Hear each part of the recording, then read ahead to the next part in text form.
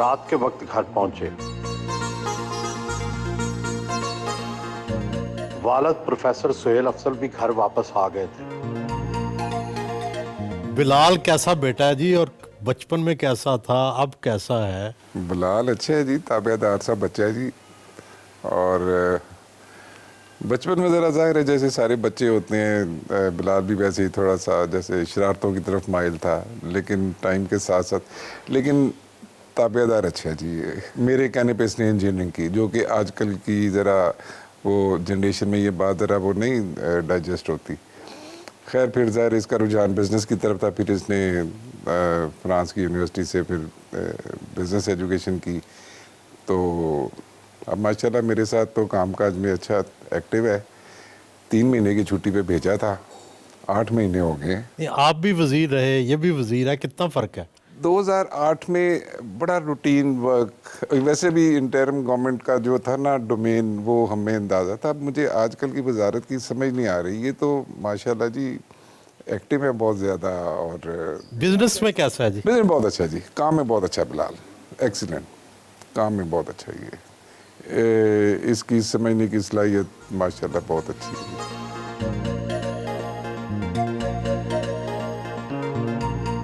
France से जो आपने तालीम हासिल की, उसका मौजू बड़ा दिलचस्प था कि किस तरह एक फैमिली बिजनेस को अगली नस्ल तक मुंतकिल किया जाता है। तो आपने इस पढ़ाई से क्या सीखा?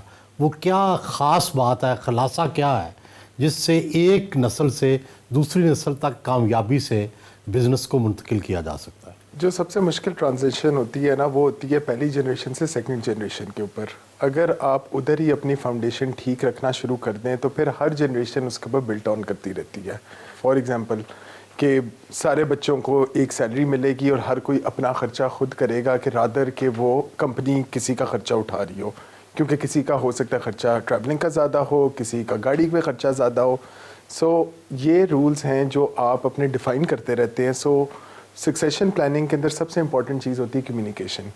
अगर आप अपनी बड़ी जनरेशन छोटी जनरेशन के साथ अच्छा कम्युनिकेट करना शुरू कर दे, अपनी एक्सपेक्टेशन बतानी शुरू करे, और जो छोटी जनरेशन नेक्स्ट इनकमिंग जनरेशन है वो भी अपनी रिजर्वेशन जो है साथ एक्सप्रेस करते रहे, तो जो रूल बुक बनती है वो उसकी कॉन्टीन्यूटी रहती है। ये नहीं होता कि जैसे कुछ बिजनेसेस में हमने देखा कि एक बंदा काम करते करते अगर उसकी कोई एक्सीडेंट के अंदर जो है वो बंदा इनकैपेसिटेट हो जाता है, तो उसकी अगली जनरेशन आके बिल्कुल ही स्क्रैच से काम शुरू करती है, उसको पता ही नहीं होता वेयर टू बिगिन। तो ये जो फैमिली की एक जनरेशन से दूसरी जनरेशन के दरम्यान में कम्युनिकेशन है ना, ये सबसे इम्पोर्टेंट है। आपको जवानी में ही कमर दर्द हो गई, इस मुसलसल तकलीफ़ के साथ ज़िंदगी गुजारना कितना मुश्किल है? 2018 से जी मैं कमर दर्द के साथ ज़िंदगी गुजार रहा हूँ। मेरी 2 सर्जरीज हो चुकी हैं। असल में मुझे कंजेनिटल स्पाइनल स्टेनोसिस है, जिसका मतलब ये है कि जो आपका हराम मगज़ की नाली होती है वो मेरी 1/3 है एक आम इंसान से। तो कोई भी अगर मेरा मोरा हिलता है, तो मेरी पहले ऑपरेशन मेरा हुआ 2020 के अंदर, तो मेरा बाजू चलना बंद हो गया। फिर एक मेरा ऑपरेशन हुआ 2021 के अंदर, जब मेरी टांग चलनी बंद हो गई। तो कमर की दर्द एक ऐसी दर्द होती है कि इसको आपको ना पालना पड़ता है। जब मेरे पास टाइम होता है फिजियो कर लेता हूँ, एक्सरसाइज करता हूँ, उसके बाद बेहतर हो जाती है। लेकिन अगर कुछ दिन मेरे बिज़ी हों या मेरी ट्रैवलिंग ज़्यादा हो तो उन दिनों में मेरी ख़राब हो जाती है। तो एक लव हेट रिलेशनशिप कमर के दर्द के साथ बना है। और अगर कोई और बंदा भी जिसको कमर की दर्द हो, मैं हमेशा यही कहता हूँ कि ये जाना बड़ा मुश्किल होता है, इसको आपने पालना होता है, इसको आपने संभाल के रखना होता है। आपको एग्जैक्टली पता होता है कि मेरे इस टाइम के ऊपर कमर की दर्द निकल आती है, तो वो चीज़ें आप अवॉइड करते हैं। आप काम काम और काम ही करते रहते हैं या कभी कोई तफरीह के लिए वक्त निकालते हैं, मौसीकी के लिए, फिल्म के लिए, डांस के लिए? 2 मेरी हॉबीज़ है जी। एक हॉबी मेरी फार्मिंग है। एक फार्म डेवलप किया हुआ है कसूर के पास, जहाँ एग्रीकल्चर रिलेटेड भी और एनिमल रिलेटेड फार्मिंग भी करते हैं, जिसके अंदर ज़्यादा मेरा इंटरेस्ट जो है जेनेटिक्स के ऊपर है कि किस तरीके से आप ज़्यादा से ज़्यादा वेट गेन करने वाला एनिमल प्रोड्यूस करते हैं, यानी आपकी बुल प्रोड्यूस करते हैं, ज़्यादा से ज़्यादा दूध देने वाला जानवर कैसे प्रोड्यूस करते हैं।